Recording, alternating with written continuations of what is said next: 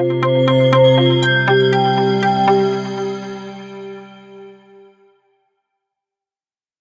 critical flaw in a mail server component is sitting at a perfect 10 on the severity scale today, allowing unauthenticated attackers to drop files anywhere they want on the system. I'm Melody. That's Alec. Let's break it down. And Alec, a 10? We don't see those every day without a massive vendor name attached. What are we looking at here? It's CVE-2025-52691. The technical breakdown is an arbitrary file upload. Essentially, if you can reach the mail server, you can tell it to save a file, any file, to any directory. That usually leads straight to a web shell and full remote code execution. That sounds, well, it sounds like the Avanti or Move It playbook. Attackers find a way to land a file on an edge-facing server, and then they're just in. Is this being exploited in the wild yet? CISA hasn't added it to the KEV list yet, but with the score of 10 and the unauthenticated nature of it, the clock is ticking. If you're running this mail server software, you're essentially leaving the front door unlocked and the keys in the ignition. Right. And while we're on the subject of unauthenticated uploads, we've got two more critical hits in the business process world. Sunnet's WMPro and WellTend Technologies' BPMFlowWebkit. Exactly. Both of those, CVE 2025-15226 and 15228, are sitting at 9.8. They're identical in terms of impact. Unauthenticated remote attackers can upload web shell backdoors. It's the same story we just talked about, but targeting workflow and management platforms. WellTend. Wait, didn't we see them earlier this year? Or maybe I'm thinking of another industrial or business management vendor. It feels like these specific niches, the ones that handle the plumbing of a business, are getting poked and prodded more than ever. You're spot on. They're high-value, low-visibility targets. And it's not just the uploads. Both Sunnet and WellTend also have arbitrary file read flaws today, CVE 2025-15225 and 15227.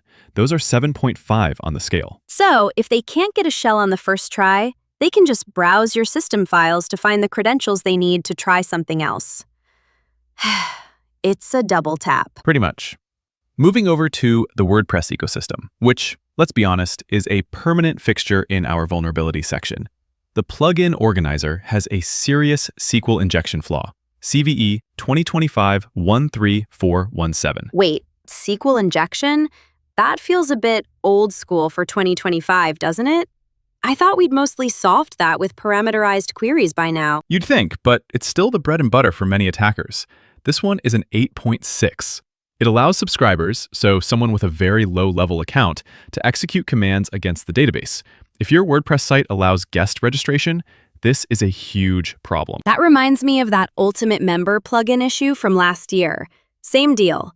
Low-level users getting keys to the kingdom because a parameter wasn't sanitized. It's a classic failure of input validation. Exactly. And speaking of specific conditions, there's a pair of flaws in Innorix WP. CVE 2025-15067 and 15066. These only trigger if a directory named exam exists under the installation folder. Wait, exam? That's oddly specific. Is that a default directory or something a user would create? It looks like it might be related to a specific module or a common configuration, but if it's there, you're looking at web shell uploads and path traversal. It's a good reminder that just because you're patched doesn't mean a stray folder from an old test can't bite you. It's like leaving a back window open because you thought you only needed to lock the front door. You know, looking at the rest of the list today, I'm seeing a massive dump of vulnerabilities for Tenda WH450 routers. Like 7 or 8 buffer overflows all at once. Yeah, Tenda is having a rough morning. These are all stack-based buffer overflows in the HTTP request handler, CVE 2025-15177, and the rest of that batch are all around the 7.2 mark. If you're using these for home offices or small businesses, they are sitting ducks for botnets. This is giving me Mirai botnet vibes.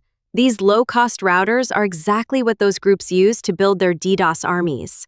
They find one overflow in a function like setIPbind or safemacFilter, and suddenly They own 100,000 devices. And the scary part is how many of these devices never get updated. People plug them in and forget they exist until the internet goes slow.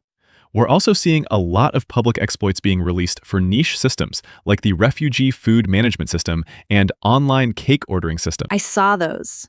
It's almost a dozen SQL injection points. It feels like a researcher just ran an automated scanner against a bunch of open source projects and hit the jackpot. While those might not be in every Fortune 500 company, the data they hold, especially something like a refugee management system, is incredibly sensitive. Absolutely. Impact isn't always about the size of the company. It's about the vulnerability of the people whose data is inside. To wrap up the vulnerabilities, keep an eye on G-Mission web facts. We've got privilege escalation and session falsification there. CVE-2025-15068 and 15069. Fax servers. Another forgotten piece of tech that's still everywhere in healthcare and legal. Okay, Alec, beyond the patches, what else caught your attention today? Because I'm looking at a billion-dollar headline from South Korea. Yeah, the Coupang story is massive. For those who don't know, Coupang is basically the Amazon of South Korea. They just announced they're splitting $1.17 billion among 33 million data breach victims. 1.17 billion. That has to be one of the largest compensation pools we've ever seen, right? I mean, even the T-Mobile settlements didn't hit that billion-dollar mark in a single go, if I remember correctly. It's definitely at the top. The breach was discovered just last month. It's a huge hit to their bottom line, but it also shows the direction global regulators are moving. They aren't just handing out slaps on the wrist anymore. They're demanding direct compensation for the user. It's a huge lesson in the cost of a breach. Speaking of breaches, we're seeing more fallout from the Marquis software ransomware attack. 2 more banks are now notifying thousands of victims that their data was caught up in it. This is that classic supply chain ripple effect. Marquis software provides specialized tech for banks, and when they got hit, the attackers didn't just stop at the software company. They grabbed the client data. We're seeing more banks in Maine reporting this to regulators now. This is exactly like the MoveIt situation with the Clop ransomware group. They didn't care about MoveIt itself. They cared about the thousands of companies using it. If you're a bank, you can have the best security in the world, but if your software vendor gets popped, your customers are still at risk. Exactly. You're only as strong as your weakest vendor. And finally, we've got a critical infrastructure hit in Romania. Oltenia Energy Complex, the country's largest coal-based power producer, was hit by something called gentleman ransomware. Gentleman ransomware? That's a new one. I'm guessing they weren't very gentlemanly about taking down the IT infrastructure of a power plant during Christmas week? Not at all. It happened on the second day of Christmas. It took down their IT systems, though they're saying power production wasn't affected. Still, hitting energy providers during winter is a calculated move to increase the pressure to pay. It reminds me of the Colonial Pipeline hit, or the attacks on the Ukrainian power grid. Even if the operational side stays up, the billing, logistics, and communication systems being down can paralyze a company.